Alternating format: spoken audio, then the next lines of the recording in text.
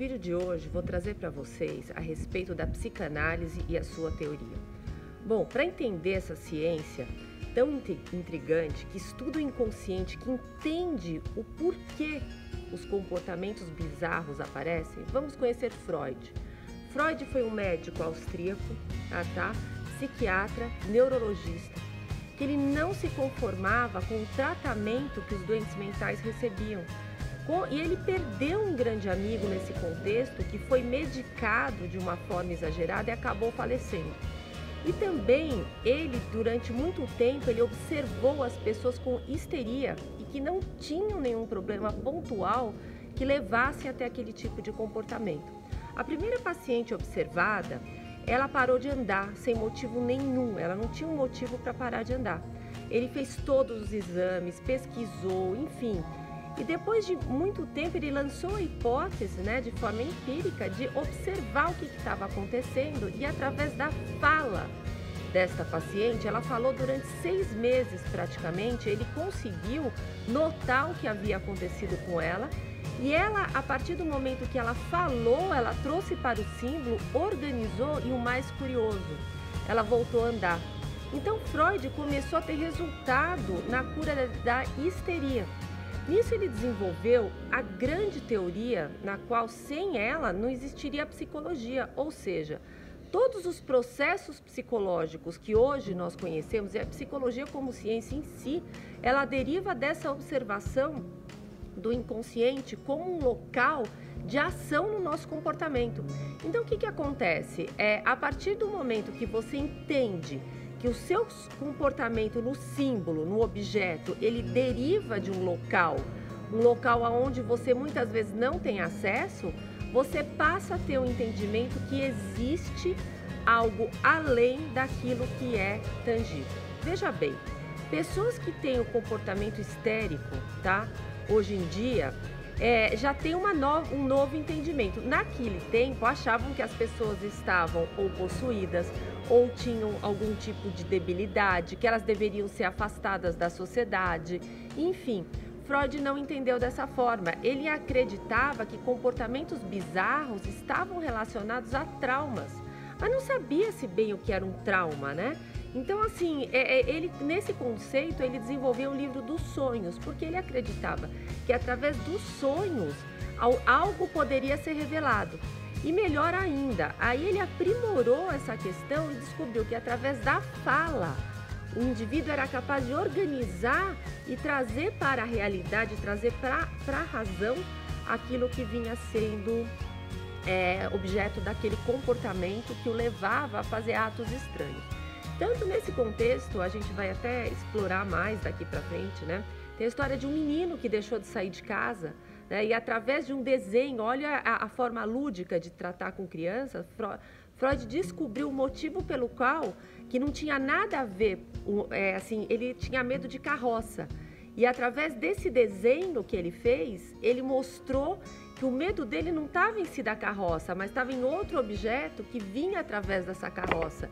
Então o menino entendia, quando ele saía de casa, ele ia ver os cavalos, as carroças, e a forma dele se defender era se protegendo em casa. Então, fobias, síndrome do pânico, comportamentos antissociais, agressividade excessiva, tem muita relação com o inconsciente. E veja bem, o nosso inconsciente ele começa a ser formado já no ventre da nossa mãe. Então, experiências também que acontecem no útero, materno, elas passam a ser registradas. E o indivíduo não tem acesso a essa forma. A psicanálise ela se encaixa muito bem, essas teorias, para também tratar de doenças psicossomáticas, alergias, doenças autoimunes que estão relacionadas à autoflagelação, a medo, as traumas também, a violência sexual também oculta, que pode ter ocorrido na infância de determinada pessoa e que não vem à tona na razão. Muitas vezes pela psicanálise, algum tipo de comportamento ele é encontrado e trazido também ao pragmatismo, para que a pessoa possa observar o comportamento de fora. Então, na verdade, o indivíduo ele passa a entender que ele está tendo aquele comportamento não é porque ele é doente, mas porque existe algo em seu inconsciente que faz com que ele haja daquela maneira. Principalmente pessoas extremamente agressivas, até no caso da bipolaridade, existe um link, né? Não, obviamente que não em todo caso, mas em pessoas que têm comportamentos bipolar, muitas vezes a origem pode estar no inconsciente em algo que aconteceu lá na infância. Então, assim, para nós termos um entendimento, mas também de uma forma bem resumida, a gente tem o inconsciente, onde está tudo desordenado, está tudo em figuras, está tudo em desenhos, que são desenhos que não são delimitados, tá? A gente tem o pré-consciente, muitas vezes ele está relacionado a atos falhos, a momentos também que você tem fica com a memória oculta. É como se estivesse trazendo do inconsciente aquela sensação de algo. Então é o pré-consciente e é onde começa o processo de cura também, porque para as coisas chegarem a símbolo, o que é o símbolo? O símbolo é quando você tem a visão, né? Ah, mas porque eu tenho a tal atitude por causa disso. Eu tenho a atitude, você concluiu, muitas vezes você não vai ter consciência, tá, daquilo que estava no teu inconsciente, você não vai ter consciência real, mas você vai ter mecanismos para entender o seu comportamento. Aí sim já acontece o processo de cura. E é bem curioso isso, porque no fim toda a psicologia, né, em todas as áreas que a psicologia abraça, ela sempre tem que voltar para essa questão para até se apoiar, né? E assim, a psicanálise ela ajuda muito no tratamento de pessoas com fobia, com pânico, com comportamentos também que não chegam ao entendimento racional. Então, por exemplo, transtornos de toque, né? Transtornos obsessivo-compulsivo. Por que a pessoa tem um toque? Por que ela precisa lavar a mão várias vezes, né? Ela entende que aquilo é um comportamento ruim, mas ela não sabe de onde vem. Quando você entende a origem e traz para a razão, o racional, ou seja, eu não preciso lavar a mão, você já sabe, mas o motivo, a raiz pelo qual você lava a mão, você muitas vezes não sabe. Aí sim que vem as teorias psicanalíticas, elas vêm ajudar no entendimento dessas questões. E veja bem, o tratamento, ele muitas vezes é longo e ele é pela fala, ele é pela escuta. O paciente ele vai falar durante um longo tempo, tá? Até que chega um ponto que ele vai começar a se ouvir. Esse momento que o paciente começa a se escutar, começa o processo do símbolo, ou seja, começa o processo da cura. A psicanálise ela ajuda muito também no tratamento de transtornos da imagem e de transtornos alimentares, como a anorexia, a bulimia. Por quê? Porque esses transtornos eles têm uma origem, muitas vezes, na infância. Eles têm uma origem de rejeição e que não é conhecida e que não vem à tona ao entendimento. Então, a pessoa, muitas vezes, ela acha que ela precisa ser magra, por quê? Porque ela precisa se adequar a um determinado padrão da sociedade. Eu mesmo tive uma paciente assim, que ela só achava que ela poderia ter uma ascensão onde ela trabalhava se ela tivesse um determinado padrão de beleza. Então, além de se viciar em magreza, também se viciou em cirurgia plástica e por aí foi. É algo sem limites. Mas, no fim, existia uma quebra de autoestima do primeiro amor, do primeiro olhar materno, da primeira infância. Então, você vê que o problema muitas vezes não está pontual no que está acontecendo hoje, e sim está numa questão de raiz de rejeição, tá? Então, assim, os padrões, quando a gente vai falar de padrões inconscientes, nós não estamos falando de coisas que nós conhecemos. Quem vai trazer o material de estudo para o profissional, nesse caso, é sim o paciente, tá?